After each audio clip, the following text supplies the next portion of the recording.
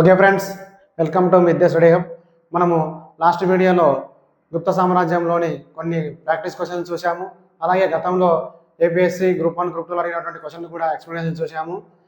Okay, మన ఛానల్ను subscribe చేసుకోండి. ఇలాంటి మరిన్ని వీడియోల అప్డేట్ కోసం బెల్ ఐకాన్ కూడా క్లిక్ చేయండి. మన ఛానల్లో గుప్త సామ్రాజ్యం, మౌర్య సామ్రాజ్యం గురించి ముఖ్యమైన టాపిక్ను డిస్కస్ చేశాము. ఆ వీడియోలు ఉన్నాయి, అవి కూడా చూడండి. ఓకే, ఇప్పుడు మనం 6th క్వశ్చన్. నవరత్నాలు అని పిలువబడే 9 మంది కవులు ఏ గుప్త పాలకుని ఆస్థానంలో కలరు?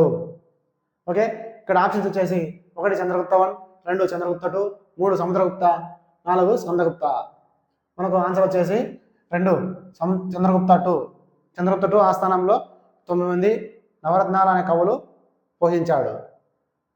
7th question. ఈ క్రింది వాక్యాలలో సరైనవి గుర్తించండి. ఇక్కడ మనకు 2 వాక్యాలు ఇచ్చాడు. ఆ 2 వాక్యాలలో సరైనవి ఏవి అని చెప్పాడు.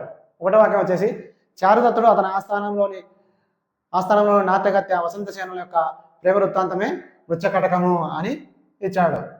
అలాగే 2వ స్టేట్మెంట్ ఆయుర్వేదానికి సంబంధించిన నిఘంటువును వచించినది ధన్వంతరి అని ఇచ్చాడు.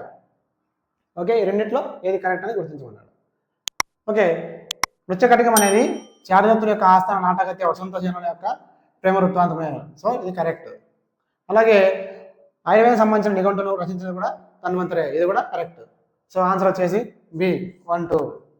నెక్స్ట్ 8వ క్వశ్చన్. గుప్తుల పరిపాలనా కాలాన్ని గ్రీసులో ప్లెరికస్ యుగంతోనూ, రోములో అగస్టిన్ యుగంతోనూ పోల్చిన వారు ఎవరు? గుప్తుల పరిపాలనా కాలాన్ని స్వర్ణయుగంగా కూడా పోల్చారు. అలాగే కొంతమంది చరిత్రకారులు గుప్తుల పరిపాలనా కాలాన్ని ఇతర దేశాల యుగంతో పోల్చారనమాట. అతను ఎవరు అని అడిగాడు. ఆప్షన్ వచ్చేసి 1 బార్నెట్, 2 కేఎం మున్సి, 3 ఇస్సింగ్, 4 విఎస్ స్మిత్. ఆన్సర్ వచ్చేసి బార్నెట్. 9వ క్వశ్చన్. చంద్రగుప్త 2 నవరత్నాలలో క్రింది వారిలో లేని వారు ఎవరు? మనం 1వ క్వశ్చన్లో చూసాము. చంద్రగుప్త 2 అనేవాడు నవరత్నాలు అనే 9 మంది కవులను పోషించాడు.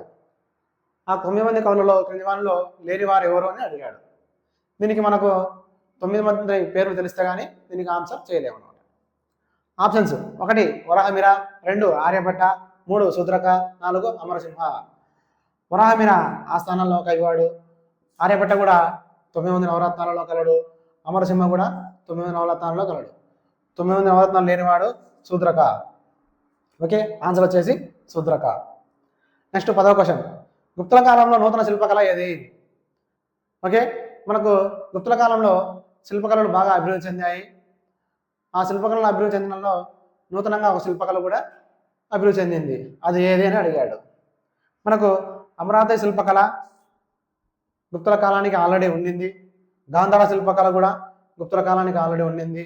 మధుర శిల్పకళ కూడా ఆల్రెడీ ఉండింది. నూతనంగా వచ్చినటువంటి శిల్పకళ వచ్చేసి సారనాథ్ శిల్పకళ. ఓకే ఫ్రెండ్స్, మన ఛానల్ని సబ్స్క్రైబ్ చేసుకోండి. అలాగే మన వీడియోని లైక్ చేయండి. మీరు లైక్ చేయడం ద్వారా కాంపిటేటివ్ ఎగ్జామ్ ప్రిపేర్ అయ్యే వాళ్ళందరికీ కూడా చేరుతుంది.